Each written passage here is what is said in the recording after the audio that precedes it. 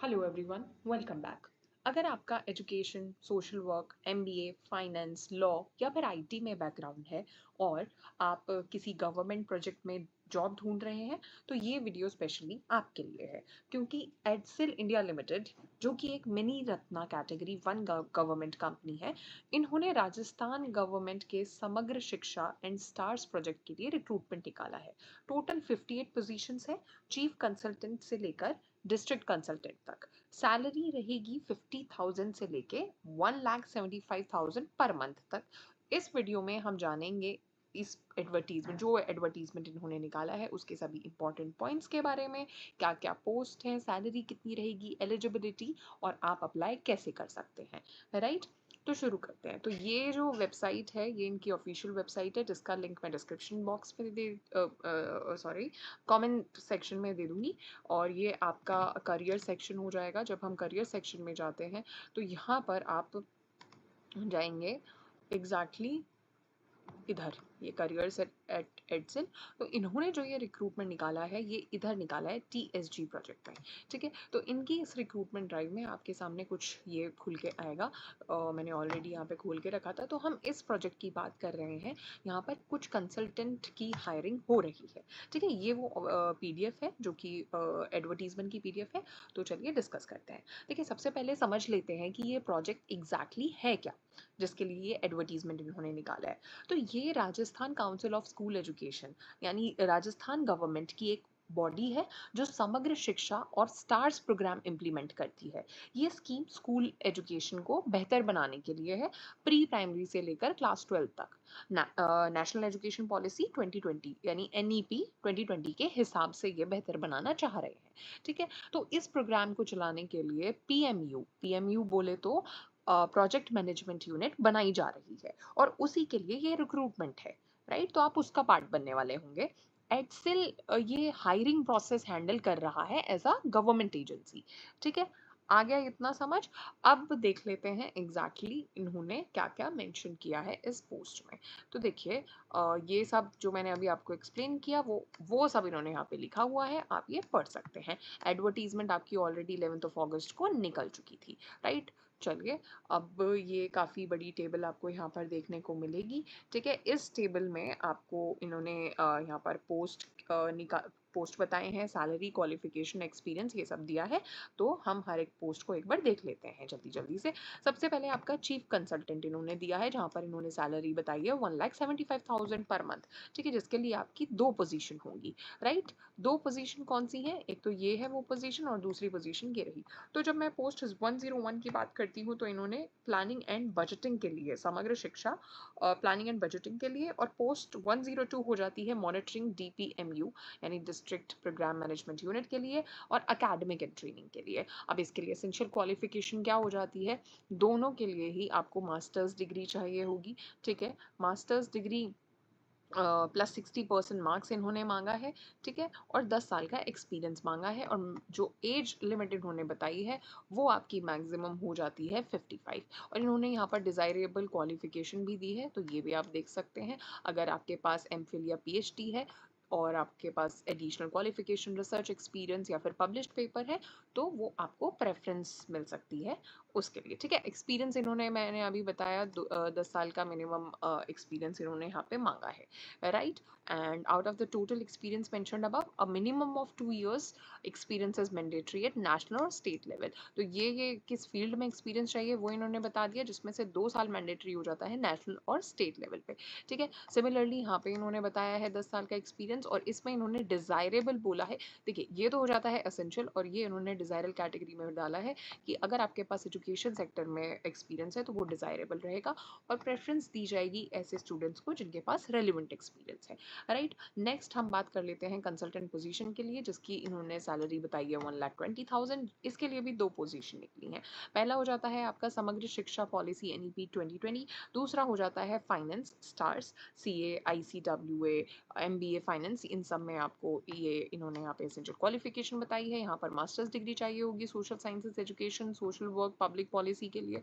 ठीक है, और आपको एमएस वर्ड, पावर पॉइंट आना चाहिए, proficiency in written English and Hindi होना चाहिए। डिज़ायरेबल इन्होंने वही एमफिल पीएचडी मांगा है, सेम इसमें भी डिज़ायरेबल की सेम बात की गई है, राइट। अब एक्सपीरियंस की अगर हम बात करते हैं तो यहाँ पर इन्होंने मांगा है इस पर्टिकुलर पोस्ट के लिए 8 साल का post qualification experience in relevant field, ठीक है। And out of total experience, जो आपका टोटल 8 साल का एक्सपीरियंस हो जाता है, उसमें से मिनिमम 1 साल का मैंडेटरी हो जाता है नेशनल या फिर स्टेट लेवल पे, ठीक है। डिजायरेबल क्वालिफिकेशन में एजुकेशन सेक्टर में अगर आपके पास एक्सपीरियंस है तो चलेगा। सिमिलरली आपका यहाँ पे भी इन्होंने 8 साल का बोला है, ठीक है, ऊपर वाले जैसा ही हो जाता है। लेकिन इसके लिए फाइनेंस स्टार्स के लिए इन्होंने knowledge of accounting software tally important बताया है, डिजायरेबल बताया है। अगर आपके पास है knowledge of PFMS and tally तो फिर आपको एडिशनल एडवांटेज मिल सकता है। नेक्स्ट आपका कंसल्टेंट हो जाता है, जिसकी सैलरी देखने को मिलेगी 1 लाख, ठीक है। तो इसमें आपको ECCE and FLN early childhood education के लिए, और दूसरा हो जाता है आपका teacher quality teacher performance and classroom practice के लिए, ठीक है। तो इन दोनों के लिए भी आपका वही ऑलमोस्ट सिमिलर आपका डिग्री देखने को मिलेगी। डिजायरेबल क्वालिफिकेशन भी इन्होंने सेम वही मेंशन की है, ठीक है। यहाँ पर आपका एक्सपीरियंस की बात करें तो एसेंशियल हो जाता है 5 साल का, ठीक है, in the field of ECCE foundation literacy and numeracy, और ये सब चीज़ें जो इन्होंने दी हैं ये आप पढ़ सकते हैं।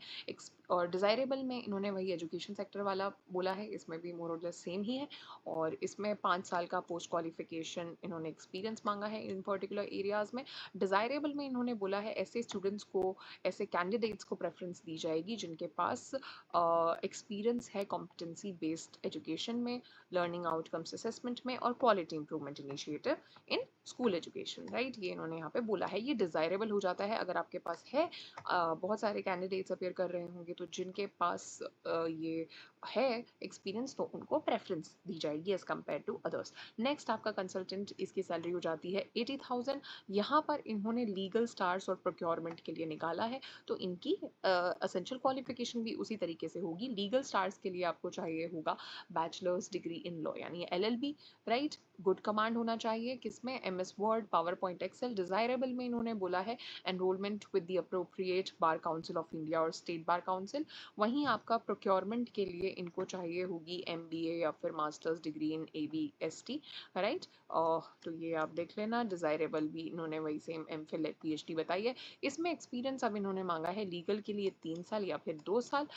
3 साल अगर आप post qualification experience for LLB, या फिर 2 साल post qualification experience for LLM इन्होंने बताया है, ठीक है। Experience in drafting, waiting legal documents, agreements, MOUs, affidavits, तो ये सब हो गया। और एसेंशियल एक्सपीरियंस इन्होंने मांगा है प्रोक्योरमेंट स्टार्स के लिए 4 साल का, ठीक है। और नॉलेज चाहिए होगी government e market place GEM की, CPPP की and other tendering and auctioning tools की, ठीक है। और डिजायरेबल में वही सेम एजुकेशन सेक्टर वाला पॉइंट इन्होंने मेंशन किया है। अच्छा, और यहाँ पर एज लिमिट भी इन्होंने मेंशन की है, ठीक है, इंक्लूसिव एजुकेशन के लिए। और एसेंशियल क्वालिफिकेशन ये हो जाती है, इसमें 4 साल का एक्सपीरियंस मांगा है। डिजायरेबल भी सेम इन्होंने यहाँ पे बता दिया है। नेक्स्ट हो जाता है आपका ICT एंड डिजिटल इनिशिएटिव के लिए भी डिग्री सेम हो गई आपकी। डिजायरेबल इन्होंने दे दिया, मैक्सिमम एज यहाँ पे इन्होंने 45 मेंशन की है। 4 साल का एक्सपीरियंस चाहिए होगा, और उस 4 साल में से 2 इनको चाहिए होगा design and delivery of IT solution में, ठीक है। फिर वोकेशनल स्टार्स जिसमें मैक्सिमम 45 हो जाती है, ये इन्होंने एसेंशियल दे दिया, ये डिजायरेबल हो गया। इसमें भी 4 साल का एक्सपीरियंस मांग रहे हैं।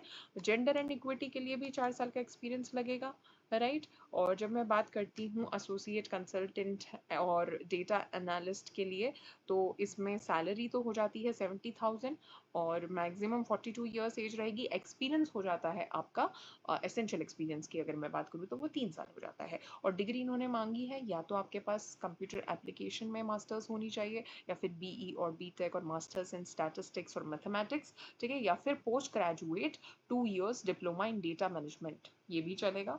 और आपके पास इसके साथ होना चाहिए MS office, PPT, word, excel पे अच्छी स्किल्स होनी चाहिए। इंग्लिश टाइपिंग स्किल्स आना मस्ट हो जाता है, ये इन्होंने यहाँ पर मेंशन किया है। बाकी अगर टाइपिंग स्किल्स हिंदी में है तो ये एडिशनल एडवांटेज हो जाएगा, ठीक है। बाकी एजुकेशन वाला पॉइंट यहाँ पर मेंशन कर दिया इन्होंने। अब डिस्ट्रिक्ट कंसल्टेंट की अगर मैं बात करती हूँ तो ये 50,000 हो जाता है और इसमें 41 देखने को मिलेगा। ठीक है, तो ये एक मिनट, ये देखो इसमें 3 साल का एक्सपीरियंस इन्होंने बोला है। यहाँ पर कोऑर्डिनेटर हो गया, इसके लिए 2 हो गया, मैक्सिमम 42 हो गया। लेकिन यहाँ पर इंपॉर्टेंट बात ये हो जाती है, जब मैं डिस्ट्रिक्ट कंसल्टेंट की बात करती हूँ, राइट, तो इसमें टोटल 41 वैकेंसीज देखने को मिलती हैं। तो इस टेबल की ये सबसे बड़ी अपॉर्चुनिटी कही जा सकती है। हर पोस्ट के साथ टेबल में एसेंशियल और डिजायरेबल क्राइटेरिया दिया हुआ है, जैसा अभी हम देख चुके हैं। तो एसेंशियल वाले बिना अप्लाई वो जो क्या बोलते हैं एसेंशियल वाले हैं, ठीक है, उसके बिना तो आप अप्लाई नहीं कर पाएंगे, वो तो इनको चाहिए ही होगा। डिजायरेबल वाले सिर्फ आपको एक एक्स्ट्रा वेटेज देने के लिए हैं, जैसे आपका पीएचडी इन्होंने काफ़ी जगह मेंशन किया है, रिसर्च पेपर्स का मेंशन किया है। तो अगर नहीं है तो भी चलेगा, अगर है तो वो एक एडिशनल एडवांटेज माना जाएगा। ठीक है, तो ये एक इम्पॉर्टेंट बात हो जाती है। बाकी अब हम आगे चलते हैं, राइट, इसका मैंने आपको यहाँ पे बता दिया है। ये कुछ इन्होंने फिर आगे अपना जनरल इंस्ट्रक्शंस इन्होंने यहाँ पे मेंशन किए हैं। तो ठीक है, सबसे पहले देखिए, वही ऑनलाइन एप्लीकेशन ही एक्सेप्ट किए जाएंगे। मल्टीपल पोस्ट के लिए अगर आप अप्लाई कर रहे हैं तो हर पोस्ट के लिए अलग एप्लीकेशन आपको फिल करनी पड़ेगी। जॉब फुल टाइम कॉन्ट्रैक्चुअल है, स्टेट या फिर डिस्ट्रिक्ट या फिर डायरेक्टरेट लेवल पे कहीं भी पोस्ट हो सकती है, राइट। और वैकेंसीज की बात करें तो वो अभी इंडिकेटिव है। पीडीएफ के स्टार्टिंग में अगर आपने ध्यान दिया हो तो वहाँ पर इंडिकेटिव एडवर्टीजमेंट लिखा हुआ था। तो एडसेल बिना नोटिस दिए कम या ज़्यादा भी कर सकता है। अब पॉइंट 7 में इन्होंने यहाँ पर मेंशन किया हुआ है कि इस जॉब से कोई भी परमानेंट अपॉइंटमेंट का राइट नहीं मिलता है, चाहे कितना भी अच्छा आप परफॉर्म करते हैं। तो ये एक इम्पॉर्टेंट बात हो जाती है। ठीक है, तो ये मेरे ख्याल से काफ़ी इंपॉर्टेंट पॉइंट है, इसको ध्यान से सुन लीजिए और पढ़ भी लीजिए, राइट।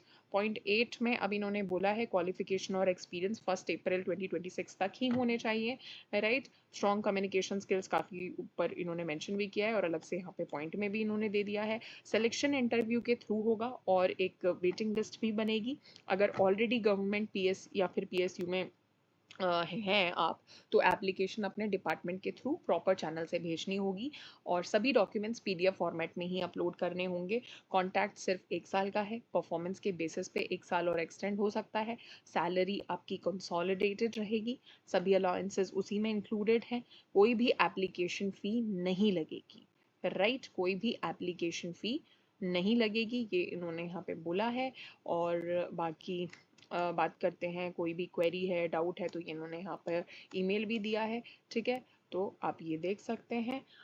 अच्छा, तो सबसे इम्पोर्टेंट बात जो मुझे लगता है बोलनी इम्पोर्टेंट है और जाननी भी इम्पोर्टेंट है, वो ये कि इन्होंने यहाँ पर इस पॉइंट में मेंशन भी किया है कि ये परमानेंट गवर्नमेंट जॉब नहीं है, बस एक फिक्स टर्म प्रोजेक्ट रोल हो जाता है। तो अगर आप इंटरेस्टेड है तो आप बिल्कुल अप्लाई कर सकते हैं, राइट। तो यही था इस एडवर्टीजमेंट के बारे में।